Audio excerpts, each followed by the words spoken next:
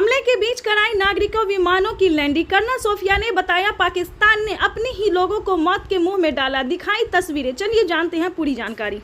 Operation सिंदूर से पाकिस्तान इतना बौखलाया हुआ है, उसको आम नागरिकों की भी फिक्र नहीं। शुक्रवार 9 मई 2025 को कर्नल सोफिया कुरैशी ने बताया कि पाकिस्तान ने नागरिक विमानों को ढाल बनाकर हमला किया। पाकिस्तान भीषण ड्रोन हमले कर रहा था, फिर भी उसने दमद से लाहौर के बीच फ्लाइट जारी रखी। हमलों के बीच उसने एयर स्पेस को भी जारी रखा, जिसकी वजह से आम नागरिकों को नुकसान हो सकता था।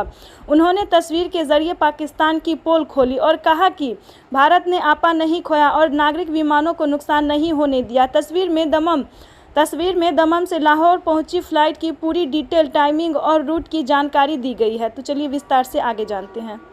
गुरुवार को पाकिस्तान ने भारत के 15 शहरों के सैन्य ठिकानों पर हमले की कोशिश की, लेकिन भारत के एयर डिफेंस सिस्टम S-400 ने सारे हमलों को नाकाम कर दिया। आज विदेश सचिव विक्रम मिस्री, कर्नल सोफिया कुरैशी और विंग कमांड व्योमिका सिंह ने गुरुवार के घटनाक्रम पर ऑफिशियल ब्रीफिंग दी।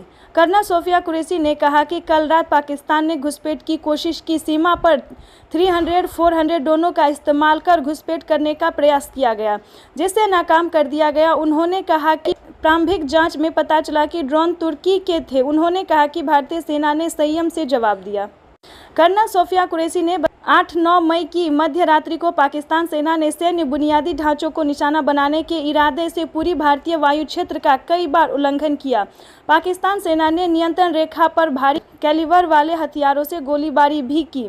अंतर्राष्ट्रीय और नियंत्रण रेखा पर 36 जगहों 300-400 ड्रोनों का इस्तेमाल घुसपैठ के लिए किया। भारत ने इनमें से कई ड्रोन को मार गिराया।